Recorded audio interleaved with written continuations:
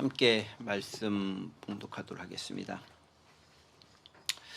이 시간 하나님께서 우리에게 주신 말씀 신약성경 마가복음 10장 23절에서 34절까지의 말씀입니다. 마가복음 10장 23절에서 34절까지 말씀 저와 여러분이 한 절씩 교독하시고 마지막 34절은 한 목소리로 봉독하겠습니다. 제가 먼저 23절 읽습니다. 예수께서 둘러보시고 제자들에게 이르시되 재물이 있는 자는 하나님의 나라에 들어가기가 심히 어렵도다 하시니 제자들이 그 말씀에 놀라는지라. 예수께서 다시 대답하여 이르시되 얘들아 하나님의 나라에 들어가기가 얼마나 어려운지. 낙타가 바늘기로 나가는 것이 부자가 하나님의 나라에 들어가는 것보다 쉬운 일이라 하시니 제자들이 매우 놀라 서로 말하되 그러니 좀 누가 구원을 얻을 수 있는가 하니. 예수께서 그들을 보시며 이르시되 사람으로는 할 수 없으되 하나님으로는 그렇지 아니하니 하나님으로서는 다 하실 수 있느니라. 베드로가 여짜와이르되 보소서 우리가 모든 것을 버리고 주를 따랐나이다. 예수께서 이르시되 내가 진실로 너희에게 이르노니 나와 복음을 위하여 집이나 형제나 자매나 어머니나 아버지나 자식이나 전토를 벌인 자는 현세에 있어 집과 형제와 자매와 어머니와 자식과 전토를 100배나 박해를 겸하여 받고 내세의 영생을 받지 못할 자가 없느니라. 그러나 먼저 된 자로서 나중되고 나중된 자로서 먼저 될 자가 많으니라. 예루살렘으로 올라가는 길에 예수께서 그들 앞에 서서 가시는데 그들이 놀라고 따르는 자들은 두려워하더라. 이에 다시 12 제자를 내리시고 자기가 당할 일을 말씀하여 이르시되 보라 우리가 예루살렘으로 올라가노니 인자가 대제사장들과 서기관들에게 넘겨짐에 그들이 죽이기로 결의하고 이방인들에게 넘겨주겠고 그들은 능욕하며 침뱉으며 채찍질하고 죽일 것이나 그는 3일 만에 살아나리라 하시니라. 아멘. 네, 이 시간 마가복음 말씀 함께 듣기 전에 우리 최문성 집사님, 김설희 집사님 두 분께서 우리 날 위에 우리 예수 그리스도에 대한 부분들을 가지고 함께 찬양으로 올려드리도록 하겠습니다.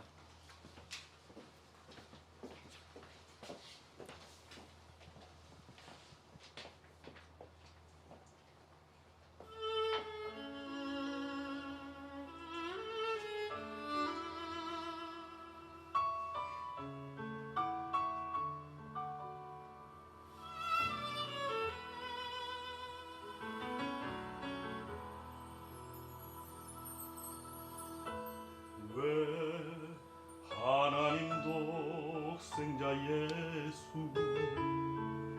나를 위하여 죽으셨나.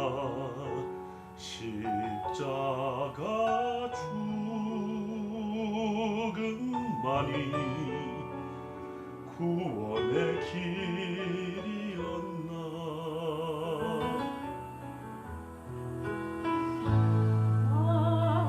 그 십자가 외면하면서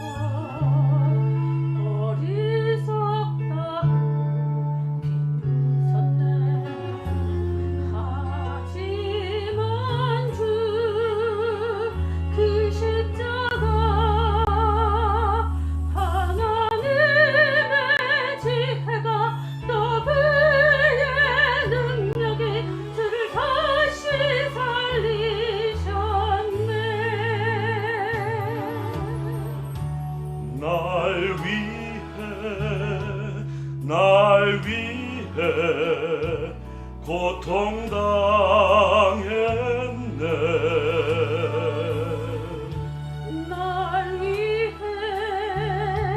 날 위해 죽임 당했네.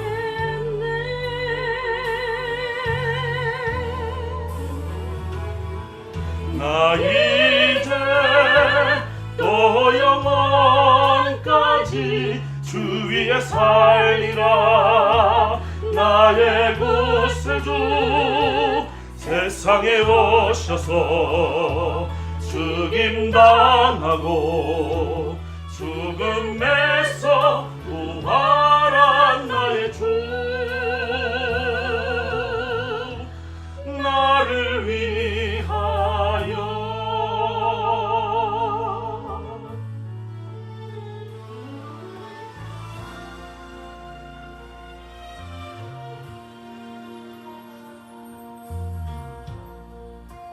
없는 그 십자가 조롱하면서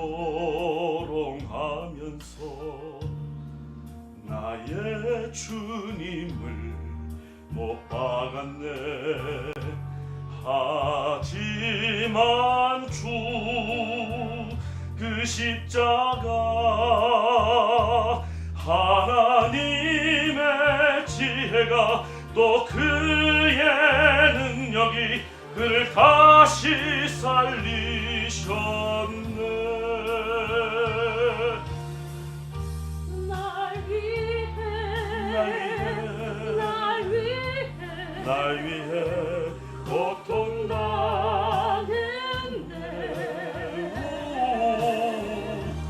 날 위해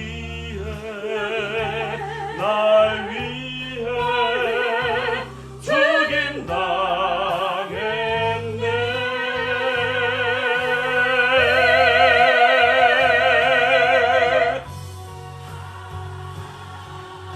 나 이제 또 영원까지 주 위에 살리라.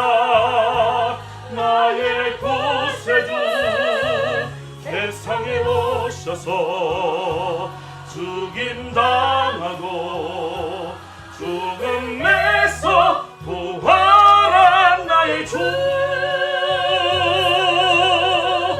나를 위하여,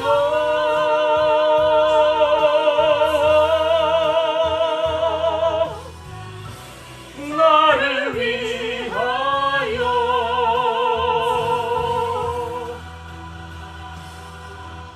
날 위해.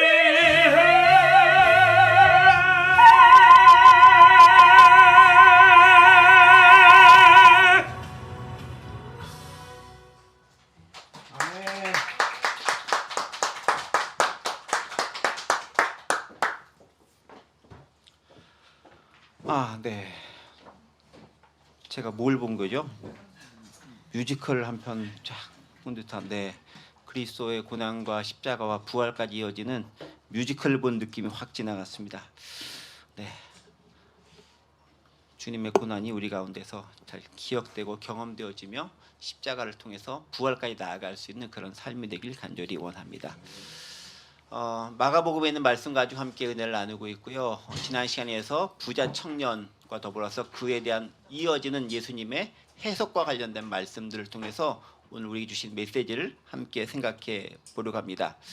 지난 시간 우리는 근심하며 돌아간 부자 청년에 대한 이야기까지 함께 들었습니다. 21절 22절 말씀인데요. 제가 읽어볼게요. 예수께서 그를 보시고 사랑하사 이르시되 네게 아직도 한 가지 부족한 것이 있으니 가서 네게 있는 것을 다 팔아 가난한 자들에게 주라. 그리하면 하늘에서 보화가 네게 있으리니 그리고 와서 나를 따르라 하시니 그 사람은 재물이 많은 거로 이 말씀을 인하여 슬픈 기색을 띠고 근심하며 가니라 라고 기록되어 있습니다. 하나님의 나라에 대한 소망을 가지고 영생에 대한 관심을 가지고 예수님께 찾아와서 정말로 간절한 마음으로 꿇어 엎드리면서 어떻게 가야 영생을 얻을 수 있겠습니까? 라는 그 간절한 질문에 어떻게 보면 예수님께서는 조금 야속하리만큼 너 지금 그걸로는 못 가 라고 말씀하시는 그런 거잖아요. 네가 가지고 있는 것들 다 팔아서 가냐 주라. 그리고 나서 나를 쫓으라. 가난한 자들에게 주는 것도 어려운데 파는 것도 어려운데 나를 쫓으라는 것까지 해야 간다라는 그 말씀에 이 부자 청년은 무척 어렵고 힘들게 느낍니다. 특별히 22절 보면은 재물이 많은 거로 이 말씀을 인하여 슬픈 기색을 띠고 근심하며 가니라 라고 이야기하고 있습니다. 그가 가진 그 많은 재물이 하나님 나라에 가는 데 있어서 영생을 얻는 데 있어서 걸림돌이 된다라는 그것이 얼마나 그로 하여금 지금까지 그가 믿고 살아왔던 삶에 대해서 내가 사실 제대로 살아왔던 삶인 것인가, 이제는 결단한 시간이 아닌가라고 그 청년은 고민하지 않을 수 없을 것입니다. 유대인들에게 있어서 가장 큰 관심사 중에 한 가지는 이렇게 천국에 가는 것, 영생을 얻는 것, 구원을 받는 것이 그들에게 중요한 관심사 가운데 하나입니다. 특별히 왜 그러냐면 다른 민족과는 달리 유대 민족은 하나님의 선택하신 민족이거든요. 택한 민족이거든요. 너를 통해서 전 세계를 구원하겠다라고 하는 아브라함을 통해 주셨던 그 말씀들이 하나님의 놀라운 역사가 인간들을 통해서 믿음의 사람들을 통해서 선택된 이스라엘 백성을 통해서 펼쳐지기 때문에 이스라엘 백성들은 당연히 자기들은 천국에 갈 수 있을 것으로 생각이 됐습니다. 특별히 그뿐만 아니라 그런 가운데서도 그렇게 하나님을 잘 믿는 사람은 구약의 관점에 따르면 경제적으로도 윤택하게 되고 하나님의 복을 받아서 풍요로운 가운데 이 땅에서도 살아갈 수 있을 것이다 라는 생각을 가졌고 실제로 그게 맞다라고 그들은 생각해 왔습니다. 당연히 부자들도 천국에 간다라고 생각을 했겠고 부자는 당연히 들어가는 것, 가난한 사람들은 뭔가 좀 죄가 있고 잘못했기 때문에 가난하게 산다. 어떻게 보면 상당히 그 운명론적인 거죠. 되게 그러면 편하긴 해요. 나는 가난하기 때문에 뭔가 잘못해서 가난한 거야. 딱 그렇게 규정해 보면 편하긴 하죠. 근데 그게 진짜인지 아닌지는 모르지만 어쨌든 그런 생각을 가지고 살아갈 수 있는 모습이었다라는 거죠. 자, 그런데 예수님의 말씀 뭐였습니까? 네가 가진 그 재물 다 팔아야 된다. 그리고 가난한 사람을 주어야 된다. 완전 반전 아닙니까? 그것도 어려운데 근심하여 가는 그 모습이 오늘 우리 시대에 재물을 어떻게 대해야 될 것인지에 대해서 다시 한번 생각하게 만들어준다라는 거죠. 이 청년 입장에서 그랬을 거예요. 나는 정말 다 가졌어. 나는 정말 다 잘했어. 나는 진짜 요구사항을 다 지켰어. 나만큼 완벽한 사람은 나와보라고 해. 라고 할 만큼 젊죠. 가진 건 많죠. 관직도 있죠. 존경도 받죠. 그리고 열정도 있습니다. 그런데 천국 들어가는 데 있어서 그것이 제약이 되는 그 반전 때문에 무척 힘들어하고 좌절했을 겁니다. 여러분들 생각은 어떠십니까? 이 청년 나중에 구원을 받았을까요? 못 받았을까요? 좀 이따 나중에 한번 그 얘기도 한번 해봐요. 이 청년 구원 받았을까? 못 받았을까? 여러분들 나름대로 논리를 가지고 한번 말씀해 주시면 좋을 듯 합니다. 뭐 정답이 있거나 한 건 아니니까 한번 생각해 보시면 좋겠습니다. 자, 그런 청년과 예수님의 만남이 있은 다음에 이 예수님은 그 청년과의 만남을 통해서 제자들에게 교훈을 주시고 해석을 해 주십니다. 그게 오늘 본문과 관련된 부분들이 더 나오는 거죠. 23절 있는 말씀입니다. 제자들을 둘러보시고 제자들에게 이르시되 재물이 있는 자는 하나님 나라에 들어가기가 심히 어렵도다 하시니 라고 23절에서 말씀하십니다. 그러니까 지금 방금 전에 그 부자 청년이 재물 때문에 하나님 나라에 들어가기 어렵다는 말 듣고 근심하며 돌아갔잖아요. 그러면서 예수님도 제자들에게 이 말씀을 듣는 사람들에게 말씀해 주는 거죠. 뭐라고? 재물이 있는 자는 하나님 나라에 들어가기가 심히 어렵다. 영어로 되면요. How hard it is for the rich to enter the kingdom of God. 뭐라고 되어 있습니까? 부자가 하나님 나라에 들어가는 게 얼마나 어려운지라고 감탄문으로서 이렇게 막 설명하고 있는 거예요. 진짜 어렵다라는 거예요. 진짜 어렵다. 자, 그러면 이제 이쯤에서 우리가 또 질문해 볼 만한 것이죠. 제가 오늘 주보에도 질문으로 여러분들 드렸던 것처럼 재물이 많으면 진짜 하나님 나라에 들어가는 게 어려울까? 재물과 하나님 나라는 관계가 있을까 없을까? 여러분들 어떻게 생각하십니까? 재물이 많으면 하나님 나라에 들어가기 어려울까요? 쉬워요? 모르겠다? 관계없다? 관계없다? 만나본 적이 없기 때문에 아직 많은 것에 대한 것은 대답하기 어렵다. 네, 좋습니다. 특별히 예수님께서는 신약 성경에서 복음서에서 재물과 하나님 나라에 관계된 이야기를 참 많이 하십니다.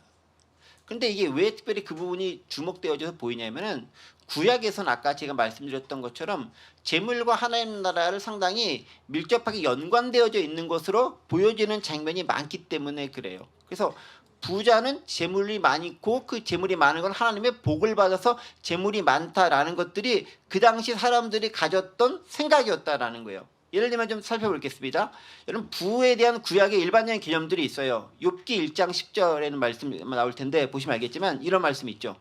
주께서 그와 그의 집과 그의 모든 소유물을 울타리로 두르심 때문이 아니니까 주께서 그의 손으로 하는 바를 복되게 하사 그의 소유물이 땅에 넘치게 하셨음이니이다. 이게 뭐냐면 동방의 의인 욥이 딱 있는데 이 욥에 대해서 하나님께서 아주 자부심을 가지고 얘기를 하죠. 그러니까 그것에 있던 사탄이 듣고 하나님께서 복을 많이 줘서 재물을 많이 줬기 때문에 그가 그렇게 잘 섬기는 겁니다 라고 얘기하죠. 근데 여기서 나오는 사상이 뭐냐면은 하나님께서 사랑하는 자 의인들에게는 재물을 많이 줬고 그것이 그가 하나님의 사랑받는 자임을 나타내는 증표다 라는 것으로 사용되어졌다라는 거예요. 여기뿐만 아니죠. 시편에서도 또 그런 말씀이 있습니다. 여기 나오죠. 여호와를 경외하며 그의 길을 걷는 자마다 복이 있도다. 네가 네 손이 수고한 대로 먹을 것이라. 네가 복되고 형통하리로다. 뭡니까? 네가 열심히 일한 대로 많이 걷어서 형통하고 부족함이 없게 살아가게 될 거다라는 거예요. 누가? 여호와를 경외하며 그의 길을 걷는 자가 그렇다라는 거예요. 그러니까 우리는 어떻게 이 말씀 받아들이냐면 여호와의 길을 걸으면 그런 형통함이 있을 거다라고 받아들이지만 역으로 해석해서 사람들은 네가 형통한 삶 살고 있어? 너가 여호와를 잘 경외했구나라고 거꾸로 생각할 수 있다라는 거죠. 그게 진짜 맞는지 틀린지는 중요하지 않아요. 결과론적으로 그렇게 해석을 하는 거예요. 구약 시대 사람들은 그랬다라는 겁니다. 그리고 역대상에서도 또 이렇게 얘기하죠.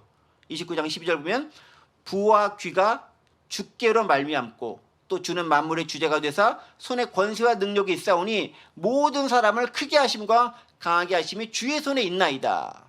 지금 뭐라고 무슨 말이에요? 모든 부귀가 하나님께로 말미암고 만물의 주관자 되시는 그분의 능력을 가지고 사람에게 주셨다라는 거예요. 그러니까 내가 부유하게 된 것, 내가 뭔가 많이 가진 것은 하나님께서 선물로 주셨고 하나님께서 은혜로 주신 것이기 때문에 부유하다는 것, 하나님의 복받은 증거고 신앙생활을 잘했다라는 거고 믿음생활을 열심히 했다는 것에 대한 또 다른 증거가 부유하다라는 거다라는 것들이 그 당시 일반적으로 부자에 대해서 가지고 있었던 사람들의 마음이었다라는 거예요. 그런데 신약으로 딱 오게 되면 복음서로 오게 되면 예수님은 부자에 대해서 무척 부정적으로 주로 이야기를 하세요. 우리가 지난 시간부터 오늘 살펴볼 그 부자 청년도 이 재물이 많았는데 이 재물 때문에 천국 들어가는 게 어렵다라고 말씀하시는 거잖아요. 근데 이 재물이 이 사람이 많은 것이 그냥 일반적으로 좀 많은 게 아니라 학자들에 의하면은 엄청나게 많았다라는 거예요. 어떻게 주체할 수 없을 정도로 많았기 때문에 그것을 다 팔아준다는 게 너무 힘들게 느낄 정도로 많았다라고 보고 있는 사람들이 있습니다. 어렵다. 또 어떤 것이 있습니까? 우리가 사는 부자와 거지 나사로는 얘기 아시죠? 그 사람이 뭐 잘못한 게 없어요. 부자가 나쁜 짓 한 게 없어요. 근데 지옥에가 있어요. 왜 그렇습니까? 자기 집 앞에 있는 거지 나사로를 먹이거나 돌보거나 그가 살아갈 수 있는 도움을 주지 않았기 때문에 단지 그 이유만으로 그가 천국에 들어가지 못했다라는 거죠. 뿐만 아니라 신약성에 보면은 심령이 가난한 자는 복이 있나니라고 했습니다. 마태복음은 그렇지만 마가복음, 누가복음을 보면은 가난한 자는 복이 있나니라고 되어져 있어요. 그러니까 부자는 복이 없고 오히려 가난한 자가 경제적으로 어려운 자가 더 복이 있다라고 이야기하고 있다라는 겁니다. 그리고 한 가지 더 얘기한다면은 하나님과 재물을 겸하여 섬길 수 없다라고 말씀하시면서 하나님과 반대되는 것으로 재물, 특히 이제 만몬이라고 부르는 그 재물이 하나님과 반대되는 개념으로 설정되어져 있는 걸 볼 수 있어요. 그러니까 예수님은 상당히 경제적인 부분들, 부에 대해서 부정적인 입장을 취하고 계시는 것처럼 보인다라는 거예요. 그리고 오늘 본문도 계속해서 쭉 보면 알겠지만 별로 긍정적으로 보고 있지 않다라는 겁니다. 어쨌든 이제 그 정도까지 접어도 계속해서 말씀 보겠습니다. 재물에 대해서 이렇듯 예수님은 상당히 부정적으로 얘기합니다. 재물이 있는 자 하나님 나라에 들어가기가 심히 어렵도다. 자, 그렇다면 이 말씀 우리가 맞다고 인정하고 들어간다면은 이제 우리가 이렇게 유추해 볼 수 있는 거죠. 재물이 하나님 나라에 들어가기 어렵다고 한다면 비단 것이 재물만 그럴 것인가라는 거죠. 뭐가? 그가 가지고 있는 또 다른 것들이 하나님 나라에 들어가는데 방해되는 것이 있지 않을까? 그것이 무엇일까를 우리가 다시 한번 생각해 보게 만든다라는 거죠. 생각해 보게 만든다. 우리가 가진 재능, 우리가 가진 재물, 우리가 가진 능력, 우리가 가진 가장 귀하게 생각된 그 모든 것, 그것이 하나님의 나라에 천국에 들어가는데 영생을 얻는데 구원을 얻는데 혹 방해되는 것은 아닌가라고 생각해 볼 수 있다는 거예요. 왜냐하면 재물은 그 당시에 하나님 나라에 들어갈 수 있는 중요한 조건 중에 하나라고 여기고 있었는데 그것마저 예수님이 거부하셨다고 한다면은 그것과 방불될 수 있는 또 다른 중요한 것들, 그것들이 하나님 나라에 들어가는데 방해되는 것이 될 수도 있다라는 것입니다.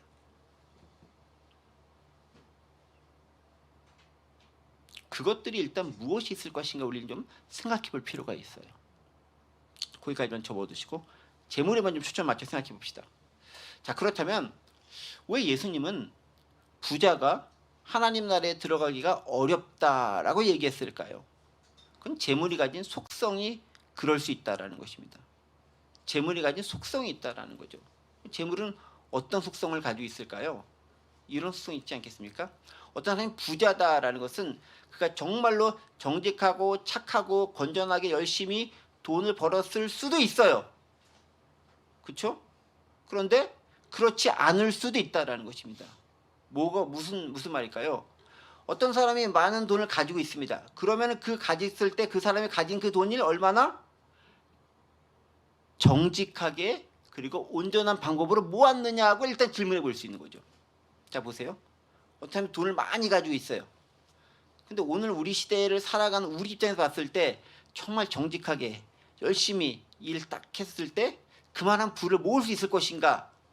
이에 대해 상당히 회의적일 수도 있어요. 제가 특별히 부자가 되지 않았기 때문에 그분들을 뭐라 그러는 것처럼 보이지만 저도 부자가 되고 싶긴 해요, 사실은. 근데 정말로 정직하고 건전하고 불법을 안 저지르고 그 정도의 부를 모았을 수 있겠는가? 일단 질문해 볼 수 있다는 거죠. 두 번째, 부자가 천국 가기 또 어려운 이유가 뭐냐면 재물을 어떻게 사용했는가에 대한 문제 있어요. 네가 많이 가졌어? 그러면 그걸 어떻게 사용했는가도 중요한 문제로 대두된다라는 거예요. 어떻게 사용했는가? 그러니까 모을 때 어떻게 모았는가? 그러니까 중요한 게 문제라면 이게 윤리 도덕적으로 하나님 보시기에 건전했느냐라는 관점이 있고, 두 번째는 사용하는 데서 어떻게 사용했느냐라는 것입니다. 어떻게 나의 유익만을 위해 사용했느냐, 다른 사람과 사회와 공동체를 위해 사용했는가가 결정되고 달라질 수 있다는 거죠. 이것도 역시 생각해 봐야 한다는 겁니다. 세 번째 뭐냐면은 재물이 그에게 어떤 의미로 다가오는가도 고민해 볼 수 있어야 된다는 겁니다. 자, 이게 왜 중요하냐면요, 재물이 많으니까 그 재물을 의지하느냐 하나님을 의지하게 되느냐가 재물로 말미암는 중요한 이슈로 작용되어진다는 것입니다. 그러니까 재물이 이게 어떤 의미인가, 의지할 것으로서의 재물인가, 어떤 것에 대한 도구로서의 재물인가 우리는 결정하고 생각할 수 있어야 한다는 것입니다. 이 세 가지가 중요한 거예요. 어떻게 재물을 모았는가, 그 재물을 어떻게 사용하는가, 그 재물이 나에게 어떤 의미로 작용되고 있는가를 곰곰이 따져봐야 되는 거예요. 그런데 그것을 따져봤었을 때 거기서 우리가 얼마나 정직하게 나는 하나님 앞에 떳떳합니다 라고 고백할 수 있는가를 되질문해 봐야 되는 거죠. 여러분들은 어떠십니까? 안타깝게도 저희는 별로 가진 게 없으신 분들이 대부분이기 때문에 일단 모으는 데 있어서는 별로 문제가 없을 것 같고, 쓰는 것도 별로 가진 게 없으니까 쓸 게 없어서 별로 문제가 없으신 것처럼 보이지만, 그러나 재물이 어떤 의미인가에 대해서는 고민해 보실 수 있는 거죠. 그게 나에게 어떤 의미로 다가오는 것인가 한번 고민해 봐야 된다는 것입니다. 그래서 예수님께서는 이 본문을 통해서 뭘 얘기하냐면 이걸 얘기하는 거예요. 네가 재물에 대해서 가지고 있는 생각과 가치관을 바꾸고 전환하라라는 거예요. 어떻게? 재물이 너의 삶을 지탱해주고 재물이 하나님의 복이다라고 생각했던 그 가치관을 이제는 바꾸고 전복시킬 때가 되었다라는 것입니다. 어떻게? 재물을 모으려고 하는 자세에서 이제는 나누려고 하는 자세로 바꾸라라는 거예요. 부자에게도 계속 그 얘기한 거잖아요. 네 가진 재물 팔아서 나눠주라라는 거예요. 어렵죠. 좀 일반적인 사람 입장에서는요, 나눠주라라고 하면은 그럼 내가 왜 모아? 안 모으고 말지 라고 하는 사람도 있을 것 같기도 하고, 그러나 온전한 사람이라고 한다면 많이 모아서 많이 나누겠습니다 라고도 대답할 수 있을 것 같습니다. 여러분 어느 쪽을 택하겠습니까? 많이 모아서 많이 나누는 쪽을 택하시겠습니까? 안 모으고 덜 나누는 쪽을 택하시겠습니까? 저는 주시는 대로 받고 주시는 대로 나누는 것을 택하도록 하겠습니다. 제가 약간 좀 얄밉죠, 이럴 때는. 네. 어쨌든 그렇죠. 가진 게 많으면 그 가진 것을 의지하기 쉽다라는 거죠. 애착이 생긴다라는 것입니다. 그리고 그 애착이 더욱 중요한 구원의 문제를 등한시하게 될 수도 있다라는 거예요. 내가 가진 그것이 하나님보다 더 다른 걸 생각하게 만든다면 바로 그것으로 인해서 내 구원이 멀어질 수 있다라는 겁니다. 자, 그런데 이 점에 질문해 보는 거잖아요. 다시 한번. 아까 청년의 얘기로 다시 한번 들어가 봐요. 청년은 그럼에도 불구하고 구원에 대해서 관심이 많았어요. 그가 자수성가해서 돈이 많았는지 물려받아서 돈이 많았는지 아니면 어떤 다른 걸로 해서 많았는지 저희는 알지 못해요. 어쨌든 돈이 많은 사람이 분명합니다. 그런데 그 사람은 그럼에도 불구하고 관심은 천국에 있었어요. 영생에 있었어요. 그러니까 많은 사람들이 돈 때문에 관심을 천국보다는 돈 자체에 두는 그런 사람들도 있는 반면에 이 청년은 그것도 아닌 거예요. 관심은 영생에 두었습니다. 그럼에도 돈이 많다는 그것 때문에 천국에 들어가지 못하는 것을 어떻게 해석할 수 있겠느냐라는 거죠. 어떻게 해석해야 될까요? 나의 많은 돈이. 신약에서 예수님은 계속적으로 재물의 위험성을 경고하신다라는 거예요. 물론 재물은 가치 중립적인 것처럼 보입니다. 사실 가치 중립적이죠. 그 자체가 뭔가 특별하게 있는 것은 아닙니다. 그런데 신약성경에서 예수님께서 왜 재물을 만몬이라고 하셨을까? 그리고 하나님과 대적할 만한 것을 놓으셨을까? 그 말은 뭐겠습니까? 재물이 가지고 있는 인격성이 있다라는 거예요. 인격성. 재물 자체가 인격이다라는 게 아니라 재물이 가지고 있는 인격적인 특성이 있다라는 거예요. 어떻게? 재물은 자라기도 하고요. 재물은 자랄수록 더 탐욕스러워지기도 하고 재물은 자랄수록 더 욕심을 내도록 우리를 부추기는 힘이 있다라는 거예요. 그게 결국은 자라고 크고 하다 보면 하나님보다 더 다른 것들을 의존하게 만들게 될 가능성이 많다라는 거고 그것이 오랜 기간 증명되어 왔기에 예수님께서는 상당히 재물에 대해서 부정적으로 이야기한다는 거죠. 그러면서 예수님께서는 조금 더 이제 극명한 예를 들어 설명해 주시는 거예요. 25절 말씀이죠. 우리가 많이 들었던 말씀입니다. 낙타가 바늘기로 나가는 것이 부자가 하나님 나라에 들어가는 것보다 쉬우니라. 낙타가 바늘기로 나가는 게 부자가 하나님 나라에 들어가는 것보다 쉽다라고 얘기하십니다. 자, 여기서 말하는 바늘귀, 그러니까 뭘까요? 여러 가지 의견들이 있을 수 있어요. 바늘귀가 진짜로 우리가 얘기하는 그 조그만 바늘에 있는 그 귀이냐, 아니면 다른 의미를 가지고 있느냐에 대한 문제가 있고, 또 낙타가 진짜 낙타 맞느냐라는 걸 가지고 또 질문하신 분들이 있어요. 그림을 좀 여러분들 보여드리도록 하겠습니다. 이것 관련된 그림이에요. 첫 번째 그림, 네, 이거부터 보겠습니다. 이게 이제 저도 예루살렘에 있는 그 사진을 찍은 거예요. 인터넷상에 보면 이런 거 많이 나와 있어요. 여기서 바늘귀가 뭐냐면은 이 부분을 바늘귀라고 합니다. 바늘귀 문이라고 하죠. 바늘귀 문, 요 부분 이렇게 사람 하나 간신히 통과해서 들어갈 수 있는 샘문 같은 거를 보통 바늘귀 문이라고 합니다. 근데 여기서만 그림이 그치는 게 아니에요. 또 한 그림죠. 두 번째 거, 여기 보시면 알겠습니다. 요거죠. 자, 이렇게. 그 다음에 이렇게. 여기 이제 낙타 보이죠? 낙타가 지금 통과하려고 애쓰는 장면이에요. 보이시죠? 여기서 사람 들려나는 거 보이시죠? 여기 보이시죠? 자, 이게 뭘 뜻하냐면 이런 거예요.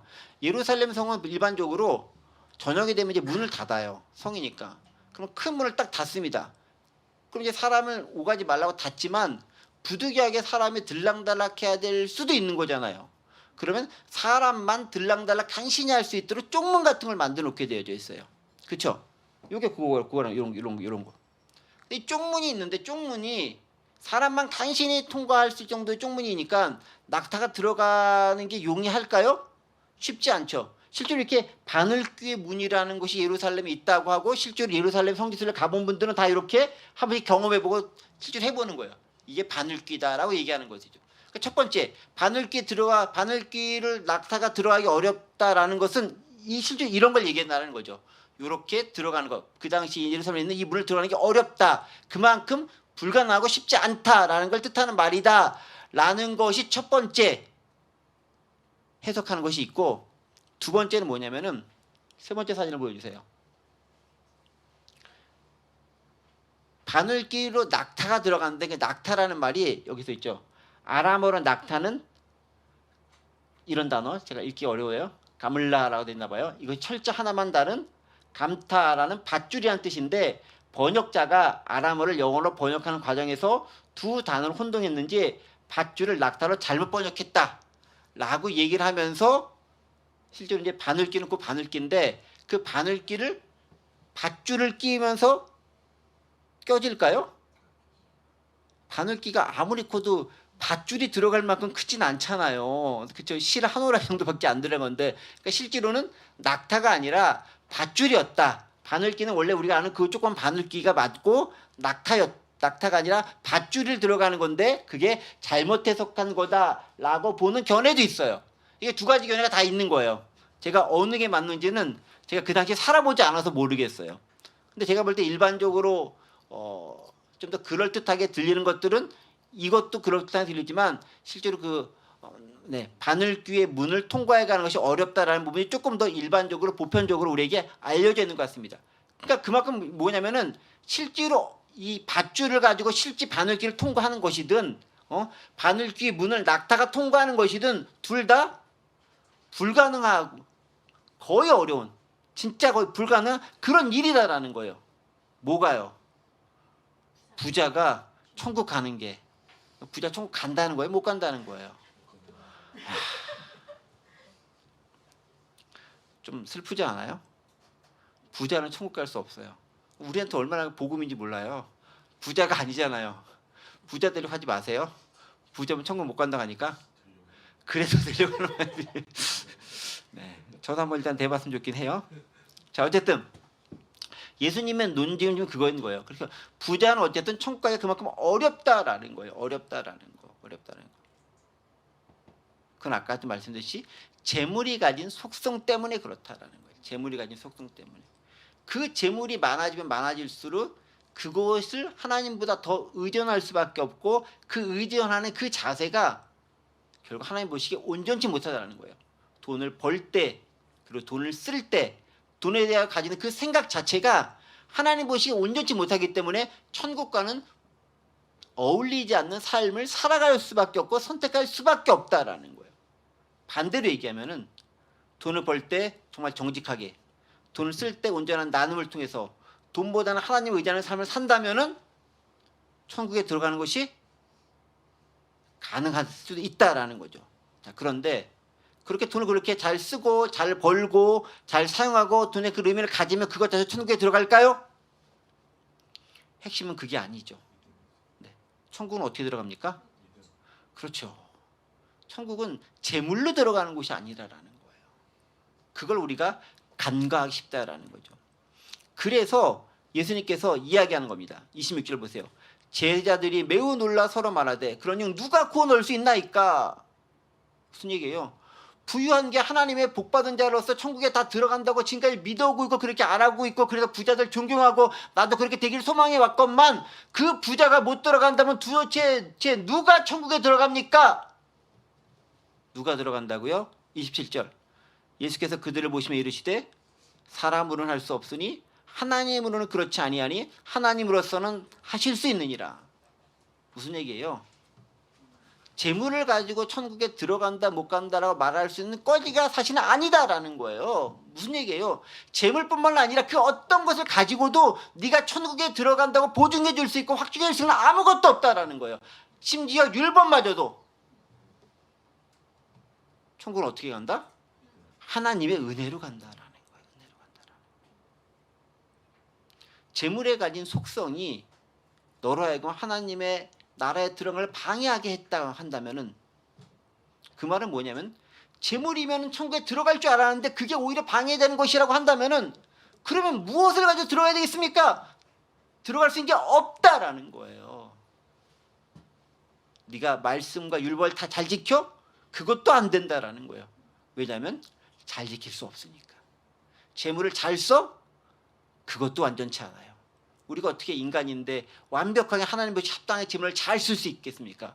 우리가 완벽하지 못한 그 인간인데 어떻게 돈을 벌 때 아주 완벽하게 정직하게 돈을 벌 수가 있겠어요? 한 번이라도 거짓말 안 하겠어요?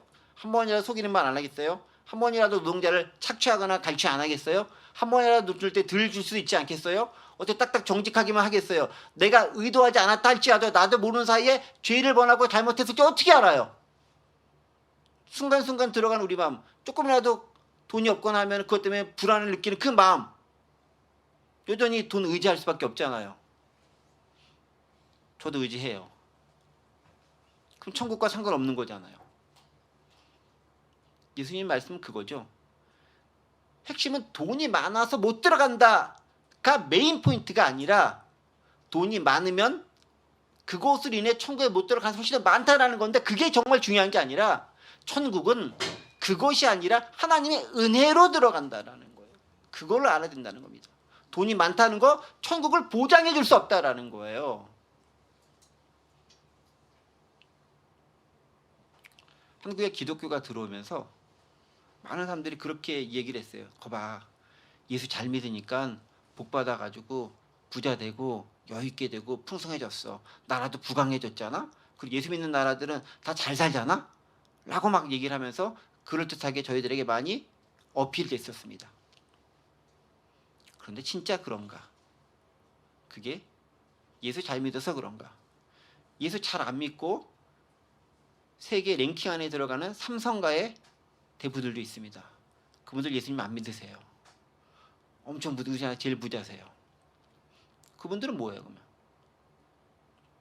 예수 잘 믿는데 찢어지게 가난하게 사는 사람들도 있어요. 그분들은 뭐예요?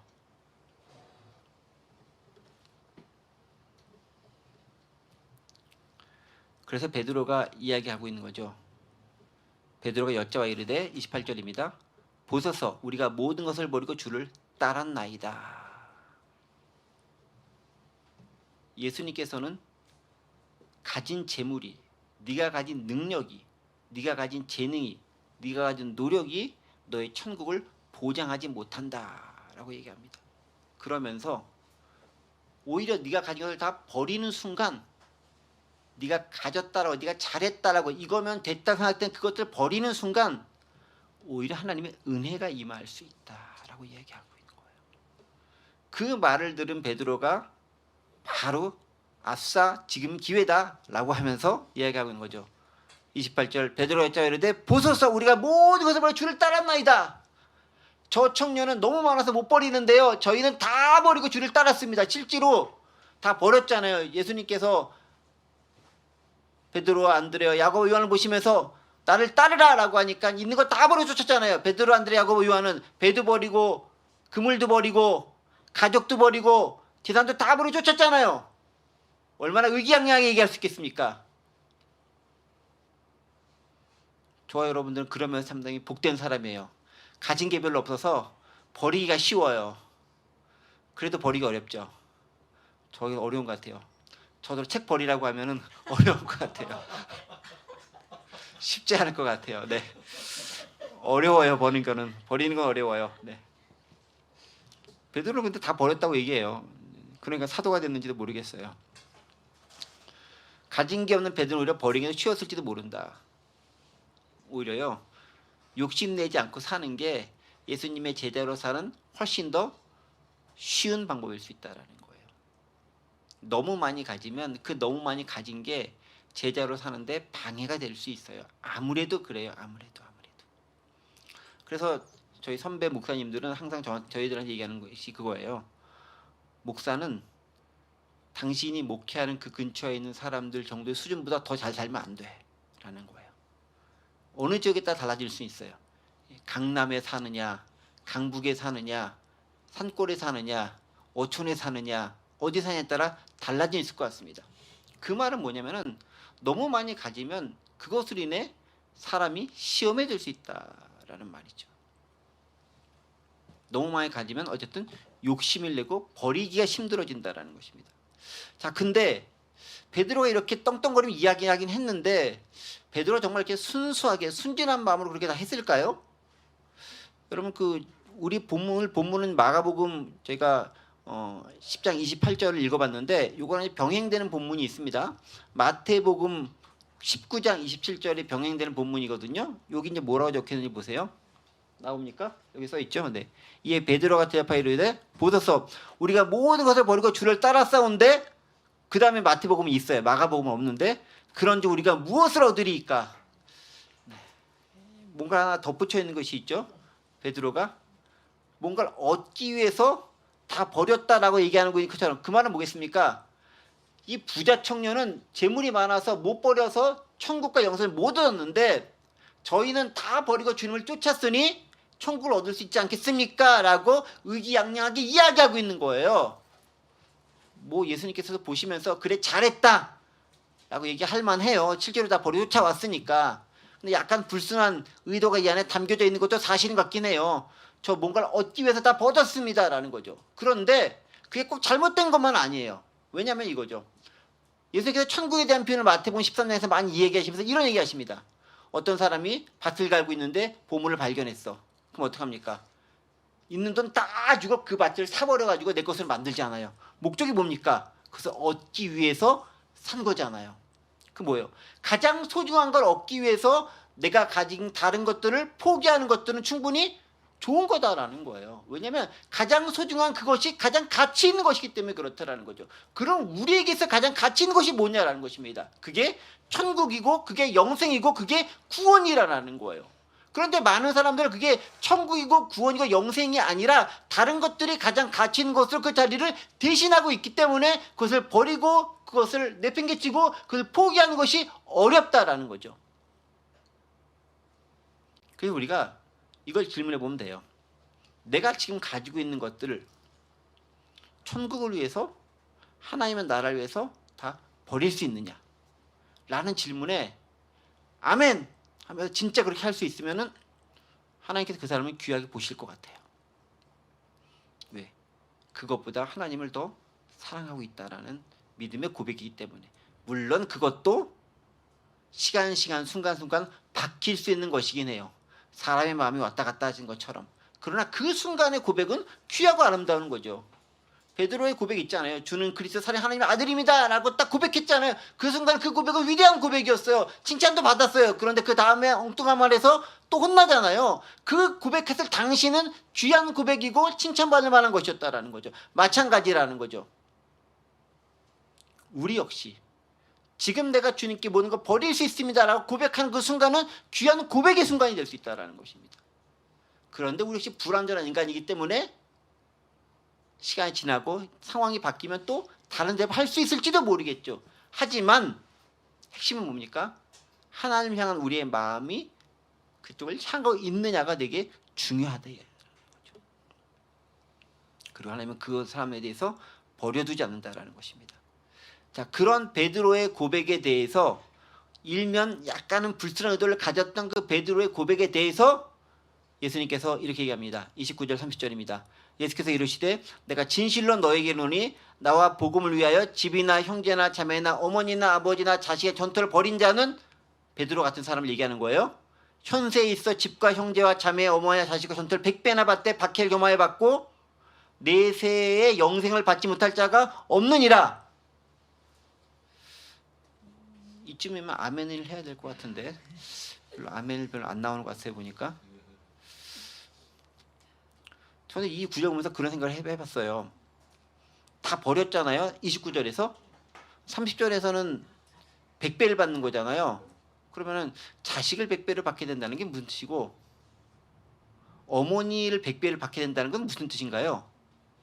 전토를 100배를 받는 건 알겠어요. 땅이 100배가 되니까. 그러니까 어머니가 100배 된다는 건 뭐예요? 갑자기 어머니가 100년을 더 사신다는 걸까요? 어머니가 100명이 된다는 건 아닐 거잖아요. 무슨 얘기일까요? 하나님께서 기억하시고 채워주신다라는 거예요. 문자 그대로 딱 100배, 99.9도 아닌 100배를 주시겠다라는 것이 아니라 하나님께서 그렇게 나를 위해 애쓰고 수고하고 버린 것들을 그냥 놔두지 않으신다라는 강조하는 표현이다라는 거죠. 그걸 버렸기 때문에 그것과 더하여서 채워주시다라는 거예요. 근데 중요한 게 있죠. 저희는 별로 원하지 않는, 그쵸, 박해를 경험하여 받고 이게 없으면 얼마나 좋아요. 근데 이 부분이 실제로 더 우리를 힘들게 하고 어렵게 하지만 바로 이 부분이 네가 버린 것이 진짜 버린 것이 맞는가를 검증하는 시금석이 된다라는 거예요. 그래서 박해는 필요한 거예요. 그래서 어려움과 고난이 필요한 거예요. 내가 버렸다고 한 게 진짜 버린 게 맞는 것인지를 박해를 통해서 검증해 볼 수 있기 때문에 그렇다라는 거예요. 그리고 내세에 대해서는 명확하게 얘기하죠. 영생을 받지 못할 자가 없느니라. 그리고 주님을 위해서 모든 걸 버린다라고 하는 것들은 그런 의미가 있는 거예요. 현세에서도 하나님께서 기억하신다라고 말씀해 주십니다. 그게 얼만큼, 여기서는 100배라고 얘기했지만 정확히 얼만큼 어떻게 갚아주실지는 아무도 몰라요. 또 어떤 사람은 그걸 받기도 전에 미리 순결당해서 내가 받지 못했을 수도 있어요. 하지만 기독교에서 복과 은혜의 개념은 그 한 사람 개인으로 끝나는 게 아니라 그를 통해 이어지는 후손과 자손까지를 하나의 신앙의 맥으로 본다라는 점에서 내가 힘들다 할지라도 나의 자녀들이, 그 자녀의 또 자녀들이, 손자까지 후손들까지를 길게 보는 관점 속에서 이야기한다라는 것들을 염두에 둘 필요가 있습니다. 하나님께서는 기억하신다라는 것입니다. 그리고 내세의 영생을 반드시 약속해 주신다라는 것입니다. 그렇다고 한다면은 지금 내가 소중하고 지금 내가 중요하다고 여겨지는 모든 것들이 나의 구원을 보장해 주는 것은 아니기 때문에 그것들을 과감히 버리고 주님께 헌신할 수 있는 마음과 자세가 되어져 있는가를 우리는 점검해 볼 수 있어야 된다는 것입니다. 우리에게서 가장 소중한 것은 무엇일까요? 그것을 버리라면 버릴 수 있을까요? 실제로 주님은 버리라고도 약속했지만 버리려는 그 마음가짐과 자세가 되어져 있다면 버리려는 그것을 통해서 하나님의 나라를 위에 귀하게 사용할 수 있도록 도구로 주신다라는 거예요. 그 점이 우리에게 더 큰 힘과 위안이 되는 것 같습니다. 그렇게 말씀을 맞추신 다음에 네가 가진 재물이라든가 그런 것이 천국을 보장해 주는 것이 아니라 그리스도 예수 그리스도를 통한 하나님의 은혜만이 너에게 천국을 보장한다 말씀하신 다음에 이제 그 일을 이루기 위해서 나는 내 길을 가고 있다라는 것을 보여주십니다. 그게 32절부터 34절입니다. 무슨 내용이죠? 예루살렘을 올라가는 길에 예수께서 그들 앞에 서서 가시는데 그들이 놀라고 따르는 자들은 두려워하더라. 이에 다시 12제를 데리시고 자기가 당할 일을 말씀하여 이르시되라고 하면서 자기가 다시 한번 고난을 당하시고 십자가에 달려 죽으시고 3일 만에 살아가야 될 것을 3번에 걸쳐서 3번째로 말씀하시고 예언하십니다. 근데 저는 여기서 이 표현이 가장 인상 있게 남았어요. 32절 앞부분인데요. 예루살렘 올라가는 길에 예수께서 그들 앞에 서서 가시는데 그들이 놀라고 따르는 자들은 두려워하더라. 지금 어디로 가는 거죠? 죽으러 가는 거잖아요.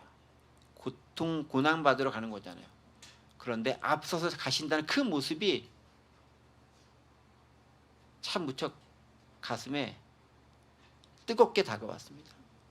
그리고 그것을 바라보는 제자들의 마음, 그들이 놀라고 다른 자들은 두려워하니라. 왜 그랬죠? 죽음의 자리를 가는 걸 이제는 확실한 것 같은데 그럼에도 불구하고 의연히 당당하게 걸어가시는 그 모습이 제자들에게 너무 크게 다가왔다라는 거죠. 자신의 길을 의연히 가시는 예수님, 우리에게 질문하고 던져지는 질문도 그것입니다. 너에게 맡겨진 길을 의연히 갈 수 있느냐? 그 길이 고난과 죽음의 길인 것을 알면서도 갈 수 있느냐? 모든 것을 내려놔야 되는 길을 알면서도 갈 수 있느냐? 라고 주님께서 물어보실 수 있다는 거죠. 쉬운 길은 아닌 것 같습니다. 그러나 그 길을 뚜벅뚜벅 예수님께서 걸어가셨던 것처럼 우리도 주님의 제자라고 한다면 주님을 따라 그 길을 걸어갔었을 때 돈으로도 못 가는 그 하나님의 나라를 우리는 하나님의 은혜로 거저 상속받게 될 것입니다. 바로 그렇게 주님의 나라를 은혜로 받고 은혜로 누리고 그에 합당한 삶을 통해서 하나님의 기뻐하신 자의 삶을 살아갈 수 있는 저와 여러분들 되시기를 간절히 원합니다. 기도하겠습니다. 하나님, 우리는 천국에 뭔가 다른 것을 통해 갈 수 있는 것이 아닌가라고 생각을 하기도 합니다. 내가 소중하게 여기는 그것이 나를 지켜줄 수 있는 것이 아닌가라고 생각을 하기도 합니다. 그러나 정말 소중한 하나님의 나라와 영생과 구원의 가치에 비할 수 있는 것은 아무것도 없음을 고백합니다. 그것을 위해 모든 것을 버리고 모든 것을 포기할 수 있는 그 믿음을 갖게 하시고 그와 더불어 예수 그리스도와 동행하는 삶을 살아갈 수 있도록 인도하여 주옵소서. 예수 그리스도의 이름으로 기도하옵나이다. 아멘.